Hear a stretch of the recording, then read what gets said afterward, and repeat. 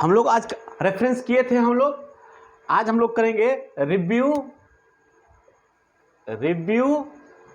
And revision. आज हम लोग करेंगे review and revision.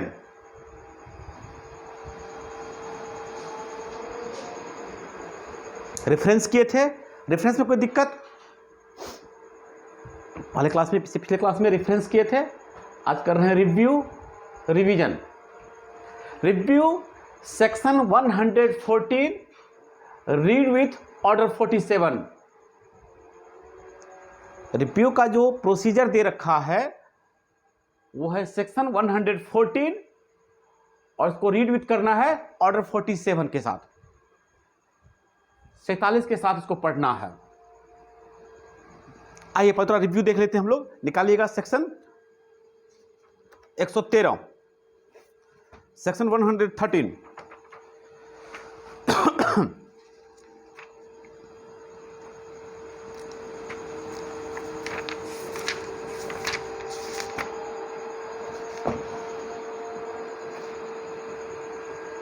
Review section 114, sorry, review 114 order 47।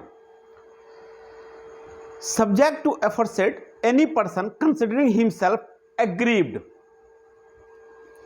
by decree or order from which an appeal is allowed by this code, but from which no appeal has been preferred. B number कह रहा है by decree or order from which no appeal is allowed by this code.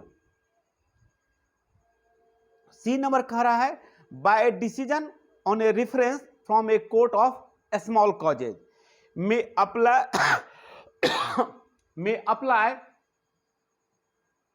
Apply for a review of judgment to the court which pass the decree और made the order and the court may make such order thereon as it thinks fit. अब समझिएगा, review समझिएगा section 114 में क्या कह रहा है। बहुत आसान चीज है रिव्यू, ठीक है ना।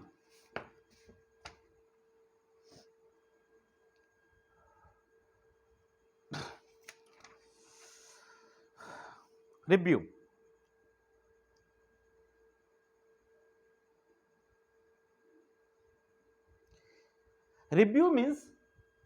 Means judicial examination, re examination. Review का मतलब होता है, ठीक है ना, judicial re examination of the case by the same court.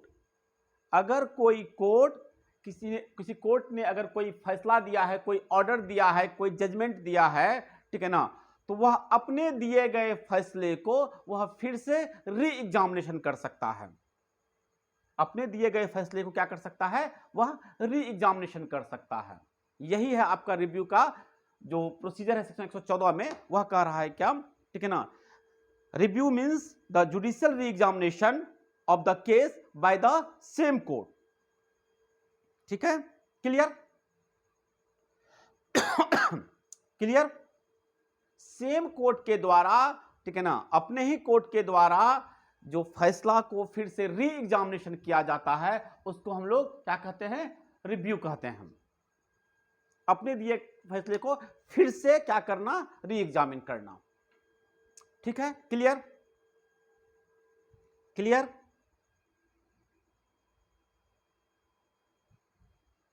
हाँ, अब आइए, ठीक है ना,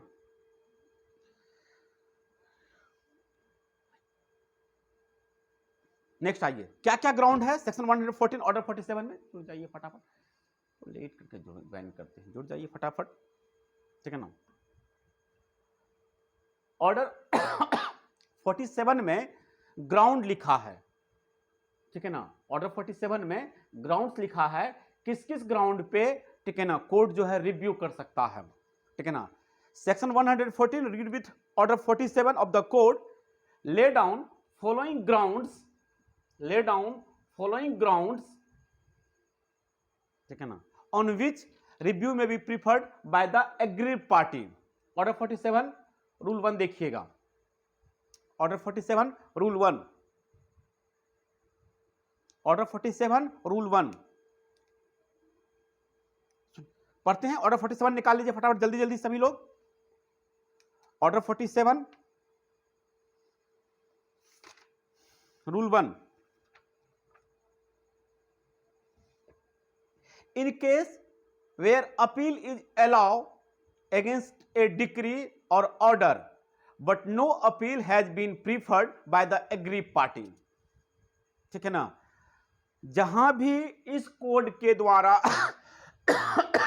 एग्रीव पार्टी को अपील अलाउ है, ध्यान समझिएगा, ठीक है। In case where appeal is allow, जहां पे अपील जो है अलाउ है, अपील आप कर सकते हैं किसी भी डिक्री के अगेंस्ट में, किसी भी ऑर्डर के अगेंस्ट में, बट एग्रीव पार्टी के द्वारा ठीक है ना, no appeal has been preferred, appeal में नहीं जाया जाएगा, उसने अपील प्रीफर नहीं किया। तो एग्रीव पार्टी क्या कहेगा कि सर फिर से एक बार आप क्या कर लीजिए, रिव्यू कर लीजिए, ठीक है ना। हमको अपील में नहीं जाना है, हमको क्या करना है, आप जो डिसीजन दिए हैं, आप जो ऑर्डर दिए हैं, हम चाहते हैं आप उसी को एक बार फिर से क्या कर लीजिए, रिव्यू कर लीजिए, ठीक है ना।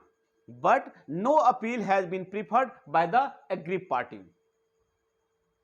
जो एग्रीव पार्टी है वह अपील प्रीफर नहीं किया, वो चाहा क्या कि जो डिसीजन आया है उसको फिर से रिव्यू कर लिया जाए, उसी कोर्ट के द्वारा इसको फिर से एक बार री एग्जामिन कर लिया जाए।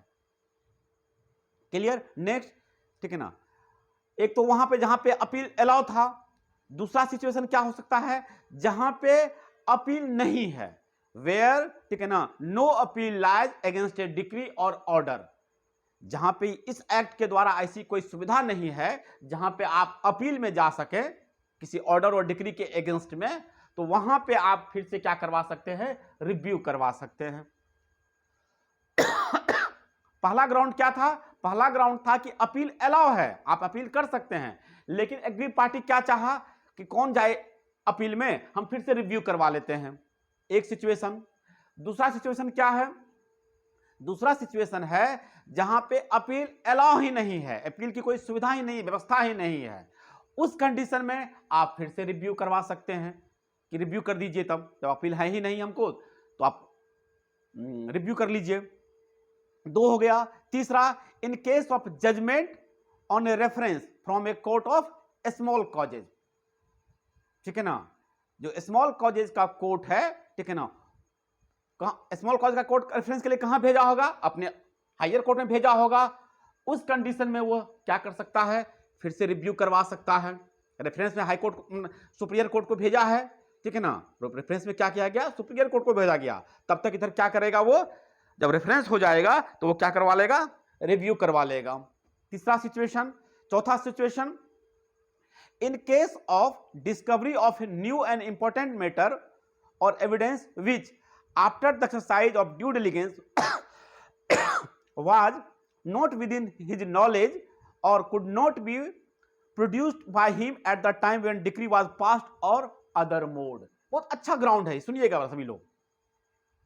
जिस वक्त जजमेंट हो रहा था, जिस वक्त डिक्री हो रहा था, उस वक्त पार्टी को, ठीक है ना, कुछ ऐसी चीजें जो नहीं पता थी, कोई ऐसी बात जो नहीं पता था, या कोई ऐसा एविडेंस जो नहीं पता था पार्टी को, उसके बारे में अनअवेयर था पार्टी, वो नहीं जानता था कि इस तरह का एविडेंस भी मेरे पास है या अवेलेबल है, ठीक है ना, या कहीं से लाके दिया जा सकता है।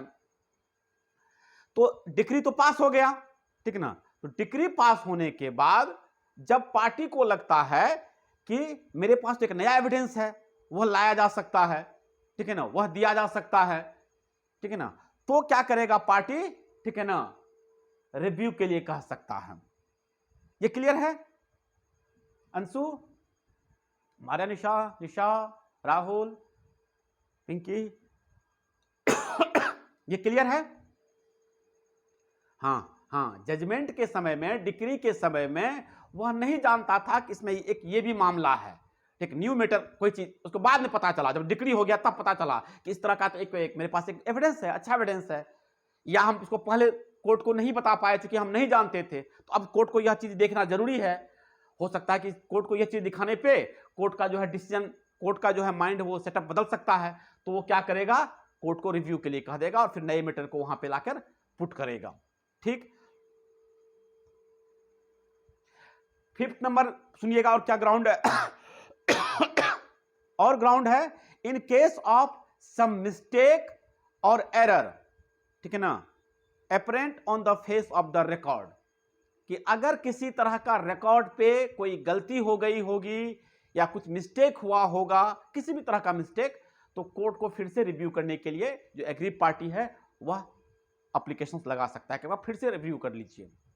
और लास्ट ग्राउंड, और अगर कोई सफिशिएंट रीजन है, इतना रीजन को छोड़ के और अगर कोई सफिशिएंट रीजन है पार्टी के पास जिसके बिहाफ पे वह कोर्ट को, ठीक है ना, फिर से रिव्यू के लिए कह सकता है, तो वह कोर्ट को एप्लीकेशन लगा सकता है कि आप इस डिक्री को, आप इस जजमेंट को फिर से रिव्यू कर लीजिए।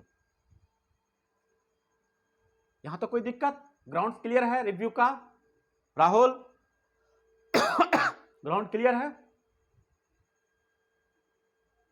रिव्यू का मतलब होता है re examination by the same court.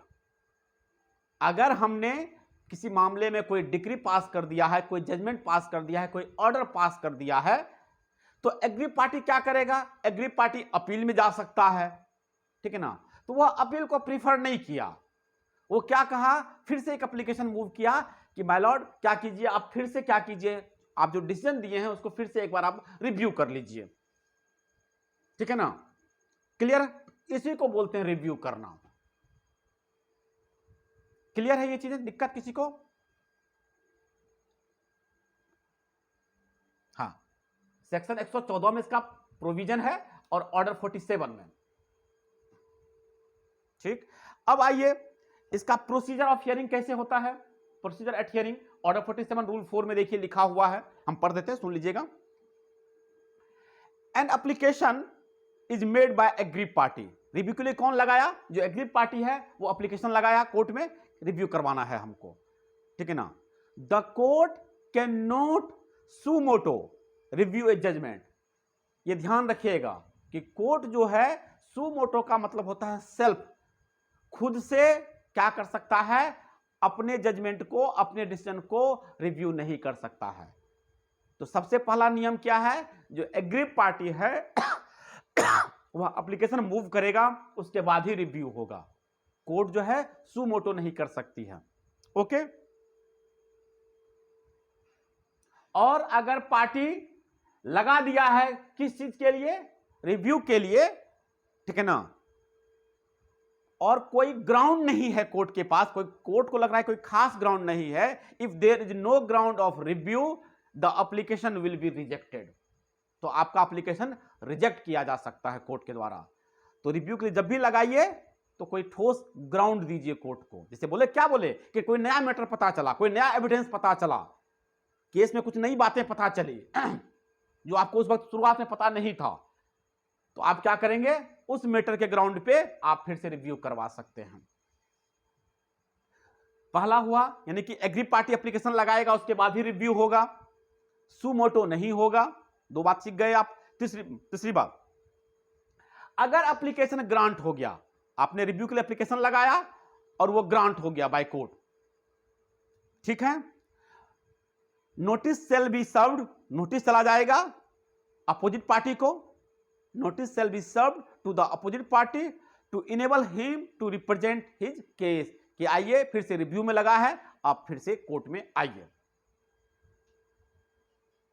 अगर कोई डिस्कवरी ऑफ न्यू मैटर हो जाए, ठीक है ना, अगर इस ग्राउंड पे हम लगाए हैं कोर्ट में कि if review is filed on ground of discovery of new matter, ठीक है ना, तो आपको क्या करना पड़ेगा?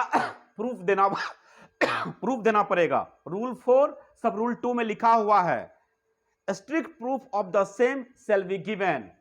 क्योंकि आपने इसी ग्राउंड पे रिव्यू के लिए कहा है कोर्ट को कि हमको एक नया बात पता चला है, तो कोर्ट कहेगा कि प्रूफ दो, क्या नया बात है तुम्हारे लिए, ठीक है ना, क्या ऐसी चीजें हैं जो हम उस वक्त नहीं सुने, ठीक है ना। तो आपको स्ट्रिक्ट प्रूफ देना पड़ेगा, उसके बाद ही कोर्ट इंटरटेन करेगा। अपोजिट पार्टी को नोटिस हो जाएगा और अपोजिट पार्टी आएगा, ठीक है, जब डेट पड़ेगा। तो दो बातें हो गई। The application shall be heard by the same judge who has passed the decree or, ठीक है ना, ऑर्डर। सेम जज, जो जज डिक्री दिया था या जो जज जजमेंट दिया है, उसी जज के द्वारा फिर से हियरिंग होगी। ठीक है, अगर वह रिटायर हो गया तब तो कोई बात ही नहीं है। If he is no longer attach to the court, अगर वो कोर्ट से ट्रांसफर होकर कहीं और चले गए तब तो कोई बात ही नहीं है। अदरवाइज आपको उसी जज के द्वारा फिर से इसकी सुनवाई होगी, रिव्यू की होगी। ठीक है, किसी और कारण से वह अब्सेंट है, लंबे समय तक अब्सेंट में रहेंगे, फिर नहीं आ पाएंगे, ठीक है ना, अगर 6 महीने से ज्यादा एप्लीकेशंस में सुनवाई में लग जाएगा तब तो कोई बात ही नहीं है। अदरवाइज सेम जज के द्वारा सुनवाई होगा। रूल 5 में लिखा हुआ है ये बात, आप लोग देख लीजिएगा। रूल 5 क्या लिखा है, हम फिर से पढ़ देते हैं। Rule 5, the application shall be heard by the same जज हु पास द ऑर्डर और decree unless he is no longer attached to the court or he has precluded from hearing the case due to his absence or other cause for a period of 6 months after the application। अगर 6 महीने तक वो absent रहते application review के लिए, application लगाने के बाद अगर किसी कारण से 6 महीने से तक वो अब्सेंट रहते हैं तो कोई और जज सुन सकता है। अदरवाइज रिव्यू का जो नियम है कि सेम जज उसकी सुनवाई करेंगे।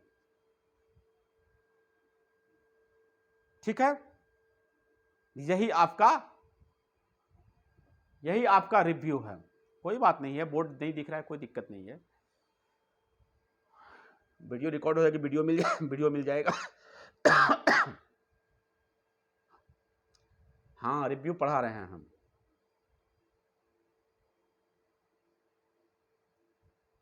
ठीक है, रिव्यू, कोई दिक्कत? राहुल, मारिया, निशा, पिंकी, अंशु, कोई दिक्कत रिव्यू में?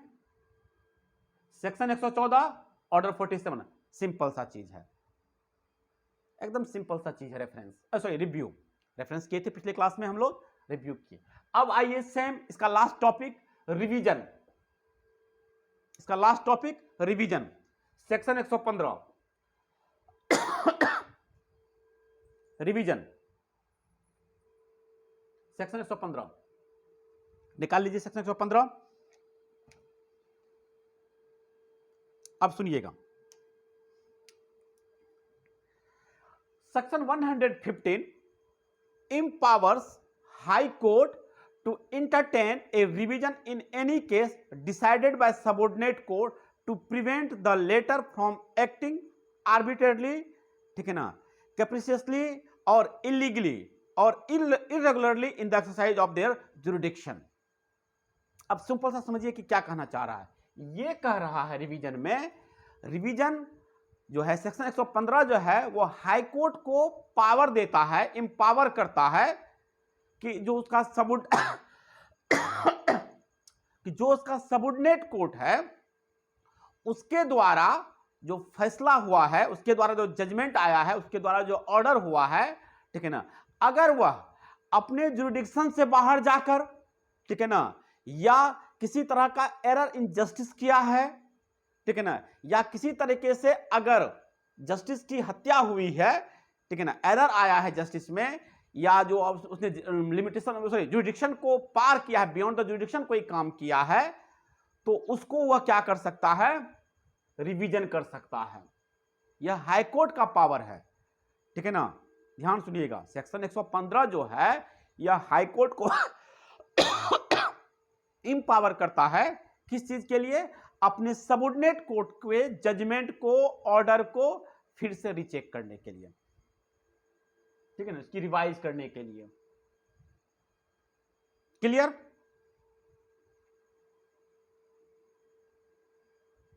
क्लियर?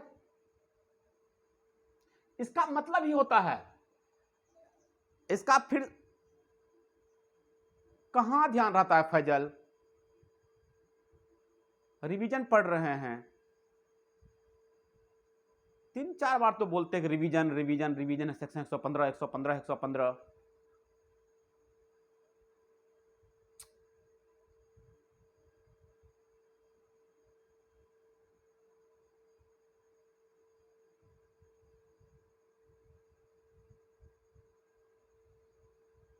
वो अपील होता है।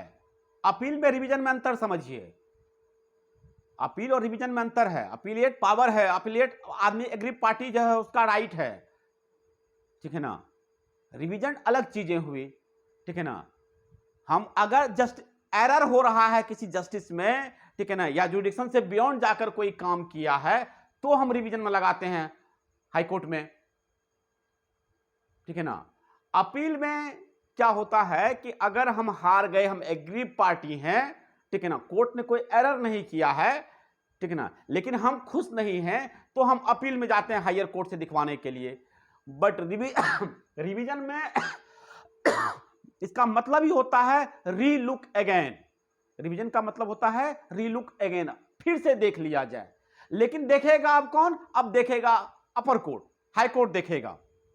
गो थ्रू केयरफुल्ली इसका मतलब होता है, रिवीजन का मतलब होता है, ठीक है ना, गो थ्रू केयरफुल्ली, ठीक है ना। एरर जो आया है उसको करेक्ट करने के लिए है 115, ठीक है ना। हम आगे पढ़ देते हैं, सुन लीजिएगा, नहीं समझ में आएगा फिर पूछिएगा, ठीक है ना। 115 देख लीजिएगा। ए पर्सन एग्रीव्ड, ध्यान सुनिएगा मेरी बात, a person aggrieved by an order passed by a court subordinate of high court, ठीक है ना, सबऑर्डिनेट ऑफ हाई कोर्ट में फाइल रिवीजन, रिवीजन में जा सकता है अगेंस्ट द ऑर्डर, ठीक है ना। एक तो ये चीजें हुआ। दूसरा क्या है, ए हाई कोर्ट में इवन सुमोटो, सुमोटो भी कर सकता है, ठीक है ना, अपने रिविजनल जुडिक्शन को, ठीक है ना, सुमोटो भी किया जाता है। जरूरी नहीं है कि पार्टी अपील में आया है, ठीक है ना, या रिवीजन रिवीजन के लिए लगाया है तो ही वो देखेगा। सुमोटो भी अगर कोर्ट को लगता है, हाई कोर्ट को लगता है कि इसमें एरर इन जस्टिस है, न्याय की हत्या हुई है, नेचुरल जस्टिस फॉलो नहीं किया गया है, जुरिडिक्शन से बियॉन्ड जाकर काम किया गया है, ठीक है ना, तो हाई कोर्ट क्या करती है, सुमोटो के तहत, ठीक है ना, 115 में जो हाई कोर्ट का अपना इम्पावर है उसमें वो रिवीजन के लिए क्या कर सकती है, फाइल को मंगा सकती है। लाइए जरा हम इसको रिवीजन कर लें। इसका मतलब ही तो रीलुक, फिर से हम इसको देखेंगे क्या बात है इसमें। फैजल क्लियर?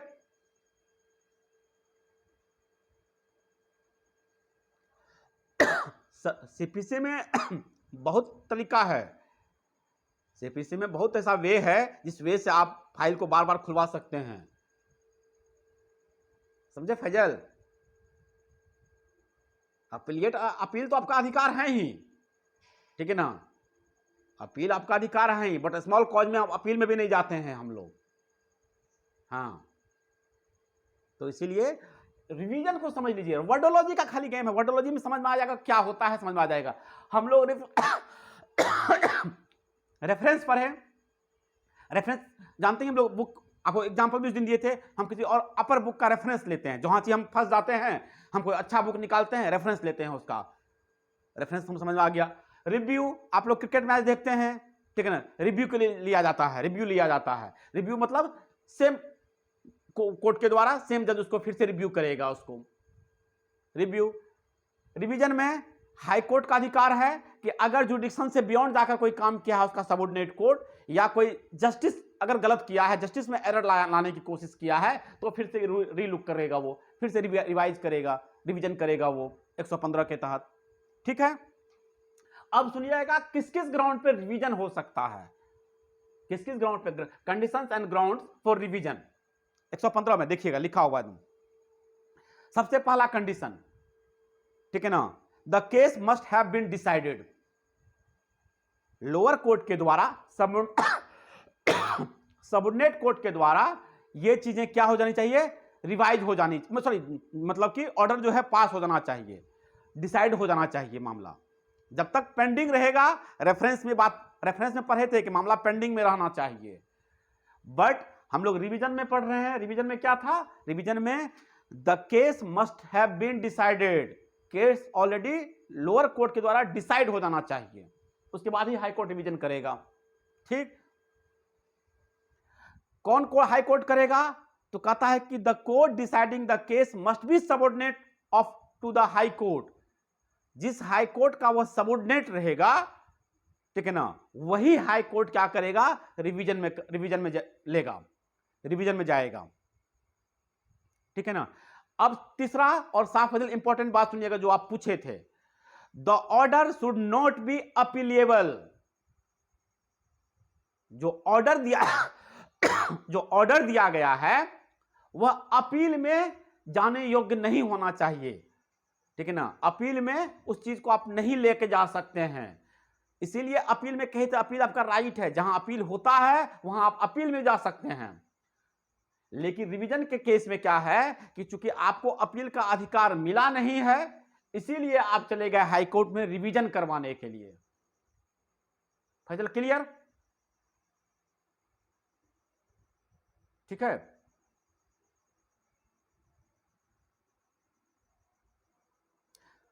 तो तब तो अपील में जा सकते हैं आप, तब तो आप अपील में करवा लीजिए, क्या दिक्कत है, तब तो अपील में जाएंगे, तब हम तब रिवीजन काहे करवाएंगे। अगर सुमोटो किया अगर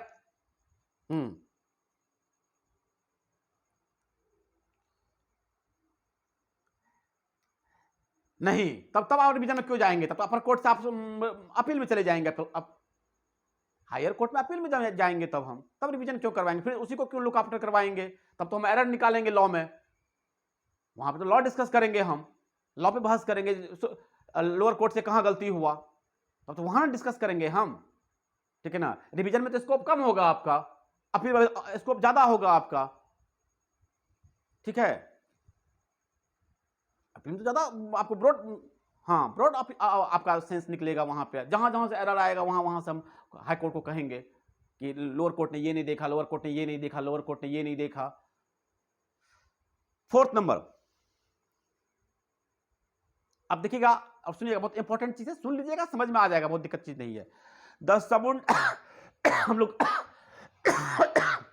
सबॉर्डिनेट कोर्ट को पढ़ रहे हैं, ठीक है ना, कि इसने जजमेंट दिया है, the subordinate court must have, ठीक है ना, exercise jurisdiction not vested in it by law. अब देखिए सबॉर्डिनेट कोर्ट गलती क्या किया, तो सबॉर्डिनेट कोर्ट गलती किया क्या कि जहां उसका जुडिक्शन नहीं था, जहां लॉ के द्वारा उसको जुडिक्शन नहीं था, ठीक है ना, उसने जो अपना जुडिक्शन को एक्सरसाइज किया। ठीक है ना, वो क्या किया, कहां गलती किया, सबसे पहला गलती क्या किया लोअर कोर्ट, तो कहता है exercise jurisdiction not vested in it by law. Law के द्वारा जो उसको पावर नहीं था, जहां पे जुडिक्शन नहीं था, वहां भी उसने देखा, वहां भी उसने सुना उसको, पहला। ठीक है ना, fail the exercise jurisdiction vested in it. दूसरा क्या गलती कर सकता है, दूसरा गलती है कि जहां पे उसको क्या था, जुडिक्शन था, ठीक है ना, बट वो वहां पे जुडिक्शन का इस्तेमाल नहीं किया, फेल हो गया अपना जुडिक्शन को एक्सरसाइज करने में, दो एरर। ठीक है ना, तीसरा क्या है, तीसरा है, ठीक है, acted in the exercise of जुडिक्शन illegally, ठीक है ना, और विथ, ठीक है ना, मेरिट कहता है मटेरियल इरेगुलरिटी, और नियमितता का उसने क्या किया, परिचय दिया अपना। ठीक है ना, इरेगुलर तरीके से, इलीगल तरीके से अपने जुडिक्शन का वो इस्तेमाल किया। ठीक है ना, तो ये इन सब गलतियों पे क्या होता है, जो हाई कोर्ट होता है वह क्या करता है, रिवीजन के लिए फाइल को मंगा लेता है।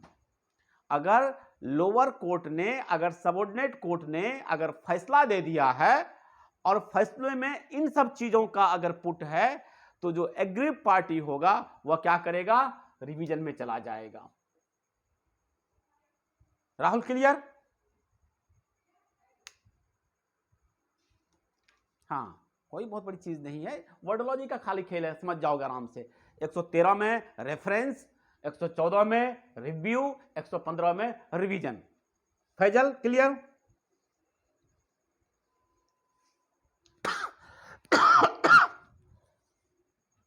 फैजल क्लियर? अब थोड़ा बहुत आप लोगों में क्या क्या